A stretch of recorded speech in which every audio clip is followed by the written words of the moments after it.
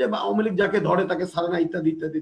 ভাই আমি তাহলে আপনার কাছে একটু জানতে চাই মিলন ভাই, যে শেয়ার মার্কেট যারা লুট করে পাবলিকের পকেট, পাবলিককে রাস্তায় বসাইলো, সেই শেয়ার মার্কেটের তদন্ত রিপোর্ট এখন পর্যন্ত জনগণ জানলো না কেন, এবং তার বিচার কেন হলো না? বিরোধী দল থাকার কোনো পথ কি রেখেছেন আপনি? আপনার দলের সাবেক মন্ত্রী আব্দুর রাজ্জাক সাহেব বললেন যে 20,000 নেতাকর্মীকে জেলখানায় না লাগলে আমরা এই ভোট করতে পারতাম না। তার মানে আপনি তো বিরোধী দল চাননি। কিছু না হওয়ার পরও কেন আপনি এটি নিয়ন্ত্রণ যারা করতে পারে না, নিশ্চয়ই নিয়ন্ত্রণ করতে পারে না, বিশেষ নিয়ন্ত্রণ করতে চায় কিন্তু পারে না, এমন ব্যবসায়ী সিন্ডিকেট তৈরি করেছে যে যাদেরকে নিয়ন্ত্রণ করতে গেলে হয়তো কখনো কখনো আমার কেন জানি মনে হয় যে তারা সরকারের মেশিনারি বা মেকানিজম হচ্ছে, কখনো কখনো তারা অনেক বেশি শক্তিশালী, যার কারণে জনগণের কষ্ট হচ্ছে।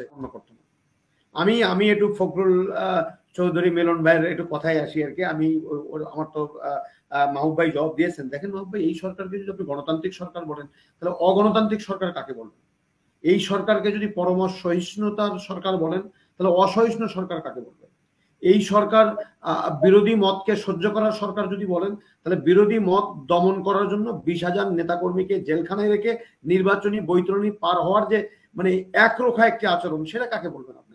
এটি বাংলাদেশের মানুষ এটা বিশ্বাস করে না যেটা গণতান্ত্রিক সরকার, কারণ মানুষ তাদের ভোটাধিকার প্রয়োগ করতে যায় না। ইভেন আমি ছোট করে শুধু এতটুকু বলি যে আজকে উপজেলা নির্বাচনে বিএনপি নেই, আজকে ভোট পড়ে সরকারি হিসাবে 30%, 32%, 4 ঘন্টায় 16%।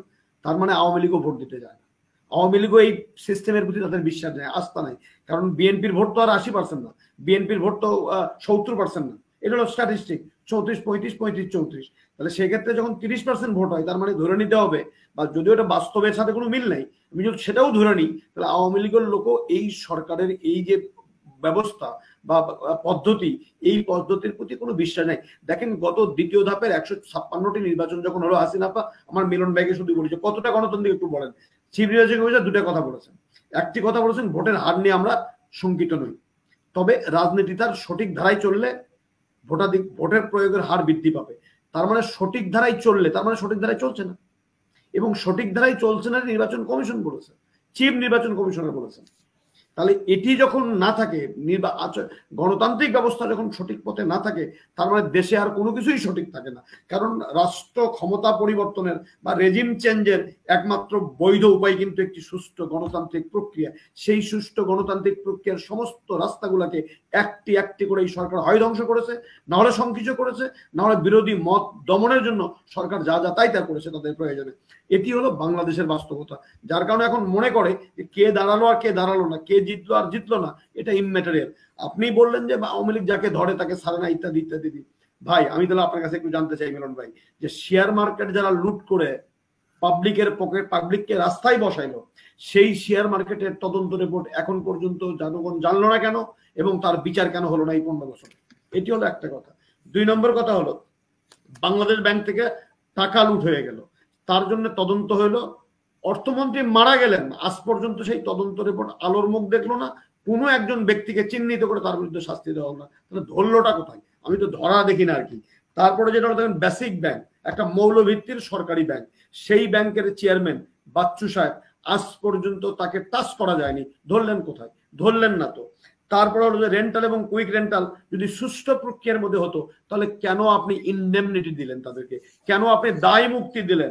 এই যে বিদ্যুৎ ক্ষেত্রে যে ভর্তুকি রাষ্ট্র দেয়, এবং IMF বলছে আপনি ভর্তুকি দিতে পারবেন না, এই ভর্তুকির 81% টোটাল ভর্তুকি যায় রেন্টাল আর কুইক রেন্টালের ক্যাপাসিটি চার্জের নয়। আপনি বিচার কোথায় করলেন? বরং বিচার যেন করা না যায়, তাদেরকে যেন জবাবদিহিতার আওতায় আনা না যায়, এই জন্য আপনি তাদেরকে দায় মুক্তি দিলেন। ধরলেন কোথায়? ধরলেন না তো।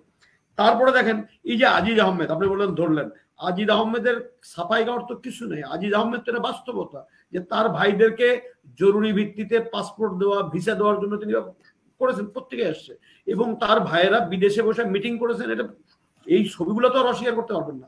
এবং এই ভাইদের মধ্যে বোধহয় 2 জন, একজন বোধহয় মৃত্যুদণ্ড প্রাপ্ত আসামি ছিলেন, একজন যাবজ্জীবন ছিলেন। তো এদেরকে যে এই যে রাষ্ট্রপতি মহামান্য যাদেরকে আমরা বলি, তিনি যে তাদেরকে মুক্ত করে দিলেন, তাদেরকে সাজা মওকুফ করে দিলেন, এবং সসম্মানে বিদেশ থেকে যাওয়ার সুযোগ করে দিলেন, বা বিদেশ থেকে কোনো পাসপোর্ট ভিসা ছাড়া দেশে এসে বিবাহ বা অনুষ্ঠানে যোগদান করার সুযোগ দিলেন, এগুলা দায় কি সরকার কি তখন এগুলো ধরেছে?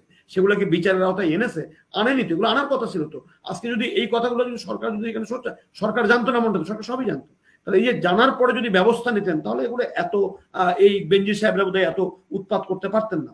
তারপরে দেখেন আপনি যে এই যে বিরোধী দল, আপনি বলছেন বিরোধী দল থাকলে খুব ভালো, আপনি খুব আমি খুব আপনার এই ইনোসেন্ট চাওয়াটাকে আমি খুব রেসপেক্ট করি যে একটা সম্মানজনক বিরোধী দল থাকা।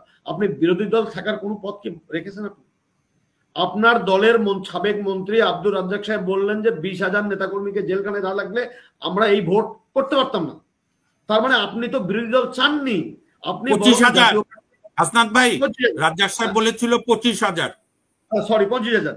এখন এবং এটা কিন্তু এনডিআই, আরআরআই, ইউরোপিয়ান ইউনিয়ন তারাও তাদের তদন্ত বলেছে যে আইন প্রয়োগকারী সংস্থা এবং আইন অঙ্গনকে ব্যবহার করে বিরোধী মত দমন করে এই নির্বাচনী বৈতরণটা পার হয়ে হয়েছে। তা আমার কথা নয়। তারপরে বিরোধী দল যদি আপনি সত্যি চান তাহলে বিরোধী দলকে সেই বিরোধী মতকে আপনার সহ্য করার মতো পজিটিভ গেস্টার আপনাকে দেখাতে হবে, কিন্তু আপনি তো সেটা দেখেননি, আপনি একদমই দেখেননি। আর আপনি বললেন শুধু শুধু আজিজ এবং বেনজির এবং এই আনার তো নয়, আপনি কি ভুলে গেলেন এই যে আমাদের বেশির শাহজাহানুর সাহেব, আমাদের মাহবুবের সহকর্মী, সিনিয়র সহকর্মী, উনি বিএনপির ভাইস চেয়ারম্যান ছিলেন। তো উনি যে হলফনামা দিয়েছেন সেই হলফনামায় ওনার বিরুদ্ধে যে ফৌজদারি মামলা আছে সেটা গোপন করেছেন। তো গোপন করার পরে ওনার তো নমিনেশন বাতিল হয়ে যাওয়ার কথা, বাতিল হয়নি কেন? কেন বাতিল হয় না? তো নির্বাচন কমিশন তার নমিনেশন বোর্ডে বাতিল হয়ে যাওয়ার কথা, বাতিল তো হয়নি, কারণ উনি নৌকার মাঝি হয়ে গেছেন। উনি যদি বিএনপির যদি ধান কাটতে যাইতেন ওই ধানের শেষ নিয়ে, তাহলে কিন্তু ওনার এগুলো হইতো না, সবগুলোই ধরা হইতো। উনি জেলখানা থেকেও বের হতে পারতেন না, যেমন বের হতে পারেননি আমাদের দলের মহাসচিব মির্জা ফখরুল ইসলাম আলমগীর বা অন্যান্য নেতৃবৃন্দ। বাস্তবতা হলো এগুলা এই গেল। তারপরে দেখেন আপনি আমার মাহবুব ভাই বলেছেন নাটোরের কথা, নাটোরের পরই হলো আমার বগুড়া বাড়ি। আর কি শুধু এই কেন, আপনি এবারের যে বাম্পার ফলন, এই যে মন্ত্রীদের স্ত্রী, মাহবুব ভাই শেষ করবেন প্লিজ হাসনাত ভাই, এই যে মন্ত্রী এমপিদের যে হলফনামা, সেই হলফনামার যে বাম্পার ফলন 300%, 200%, অমুক শতাংশ, যে আপনি এই যে মৎস্য চাষ, কৃষি চাষ, সারা জীবন কোনোদিন তাদের চেহারা রোদে কেউ মানুষ দেখলো না, ওনারা কৃষিজীবী হয়ে গেলেন, কৃষিবিদ হয়ে গেলেন, মৎস্যবিদ হয়ে গেলেন এবং হাজার হাজার কোটি টাকা অর্জন করলেন। এটি কেন রে ভাই? এটা কি করে সম্ভব? কি করে সম্ভব? আমি তো কৃষক ঘরের সন্তান, বাবা এখনো ধান ফলাই মাঠে, তো কই আমি তো দেখি না যে এত বড় বাম্পার। আমার ছোট ভাই সে গ্রামে মাছ চাষ করে, তা আমি ওকে বলি যে মানুষের যে 300 ভাগ 400 ভাগ সম্পদ বাড়ে, তোর সম্পদ বাড়ে না, তুই আমাকে ফোন করে করে টাকা চাষ এ করিস ও করিস, ঘটনাটা কি? তো বললো ওরা কি ভাই এবার আমি তো জানি না, কিন্তু আমি তো বাড়াতে পারছি না, কারণ মাছ মরে যায়, খাবার দাম মাছের বৃদ্ধি, ওষুধের দাম বৃদ্ধি, ইলেকট্রিসিটির দাম বৃদ্ধি, সবকিছুর মূল্য বৃদ্ধি। তো এই মূল্য বৃদ্ধির মধ্যে যখন আমার জেনুইন মৎস্যজীবী ভাই যখন এগুলো কথা বলে, তখন এই সমস্ত মন্ত্রী এমপিদের স্ত্রী, মহামান্য স্ত্রীদের যারা বেগমপাড়ায় থাকেন, তাদের সম্পদ কি করে এতটা বাড়ে? কোন সোর্স, বৈধ ইনকাম সোর্স না থাকার পরও আমি জানি না। ভাই আপনি তো কথায় কথায় বলেন যে খুব কষ্ট করে আপনাকে চলতে হয় কানাডার মতো দেশে, আমাদের তো বেতন দেওয়ার সংসার চালানোর দায় হয়ে গেছে এখন আর কি, এটা হলো আমার বাস্তবতা। তো এই জায়গাতে শুধু আমি এতটুকু বলি, দেখেন আসলে কেউ আসলে দায় মুক্তি দেয় না, বরং এই আজিজ সাহেব কোনো কথাই হইতো না, সরকারও তার পক্ষে ছাপাই গাইতো, কিন্তু এখন ছাপাই গাইতে পারছে না। এই কারণে যে ওই যে বললাম যে লু সাহেব যখন আসেন তখন সকালবেলা যখন বলেন আমরা সামনের দিকে তাকাতে চাই, পেছনের দিকে নয়, তখন পররাষ্ট্রমন্ত্রী মহোদয় দলের সাধারণ সম্পাদক খুব পুলকিত হন। আবার যখন আজিজ সাহেবের বিরুদ্ধে যখন স্যাংশন দেন তখন ওরা মনক্ষুণ্ণ হন।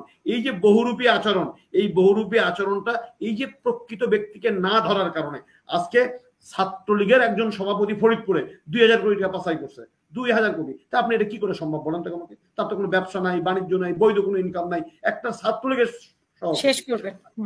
হ্যাঁ শেষ করবো বাবা। এই বিষয়টাকে শুধু আমি বলবো যে দুর্নীতি এই 4 জনেরটা প্রকাশিত হয়েছে, অন্যদের প্রকাশিত হয়নি, ব্যাপক আকারে দুর্নীতি হয়েছে। এবং সেটি দুর্নীতি আমি সরকার করেছে আমি বলবো না, সরকারের ছত্রছায়ায় কিছু কিছু মহারোহী তৈরি হয়েছে এই দেশে, যারা আইনের কোনো তোয়াক্কা না করে তারা বিভিন্ন ভাবে আমার দেশের ব্যাংকগুলোকে লুট করেছে, আমার দেশের অর্থনীতিকে ভঙ্গ করেছে এবং সিন্ডিকেটের মাধ্যমে এখন দেশে কি ভাই মহামারী চলছে যে ডিমের দাম 56 টাকা হালি। আমাকে বলেন তো কোনো খামার কি নষ্ট হয়ে গেছে, কোনো খামার কি মরে গেছে, এরকম কোনো তথ্য আছেন আপনি? বা আগুন লেগেছে বা ভূমিকম্প হয়েছে বা বজ্রপাত হয়েছে, কিছু হয়নি। তো কিছু না হওয়ার পরও কেন আপনি এটি নিয়ন্ত্রণ যারা করতে পারে না, নিশ্চয়ই নিয়ন্ত্রণ করতে পারে না, বিশেষ নিয়ন্ত্রণ করতে চায় কিন্তু পারে না, এমন ব্যবসায়ী সিন্ডিকেট তৈরি করেছে যে যাদেরকে নিয়ন্ত্রণ করতে গেলে হয়তো কখনো কখনো আমার কেন জানি মনে হয় যে তারা সরকারের মেশিনারি বা মেকানিজম হচ্ছে কখনো কখনো তারা অনেক বেশি শক্তিশালী, যার কারণে জনগণের কষ্ট হচ্ছে, জনগণের দুর্দশা হচ্ছে, এটা তারা বোঝে, কিন্তু বোঝার পরও তাদের কিছু করার থাকে না। এটি হলো আজকের বাংলাদেশের বাস্তবতা। সেই বাস্তবতা থেকে যদি পরিত্রাণ পেতে চান, দুর্নীতিবাজদেরকে দুর্নীতিবাজ হিসেবেই আপনাকে দেখতে হবে। কে কার আত্মীয়, কে আইজিপি, কে সেনাবাহিনী প্রধান, সেটি না দেখে দুর্নীতিকে দুর্নীতিবাজ বলতে হবে। তারপরে আপনার এই সোনা পাচারকারীদেরকে সোনা পাচারকারী বলতে হবে, আপনি চাঁদাবাজকে চাঁদাবাজি বলতে হবে। এই জায়গায় যদি নিরপেক্ষ জায়গায় থেকে যদি রাজনীতিবিদরা চিন্তা করতে না পারে, তাহলে দোষারোপের রাজনীতি যদি করেন, সবকিছু ঘুরে বিএনপির মধ্যে 17 বছর বিএনপি ক্ষমতায় নাই, আর তারপরেও বিএনপি এবং 17 বছর বিএনপির ব্যবসা নাই, চাকরি নাই, পদোন্নতি নাই, চাকরিচ্যুত কত রকমের, তারপরে তাদের বৈধ পাওনা তারা পায় না। এরকম একটি অবস্থা, এক একজনের বিরুদ্ধে শত শত মামলা, শত শত মামলা। আমার মনে হয় আপনার শেষ হবে না, কারণ পরিস্থিতিতে মিলন ভাই আসলে দেশের ধন্যবাদ ধন্যবাদ। এই দুর্নীতি অনিয়ম রোধ করতে হলে আইনের শাসনটা নিশ্চিত করতে হবে।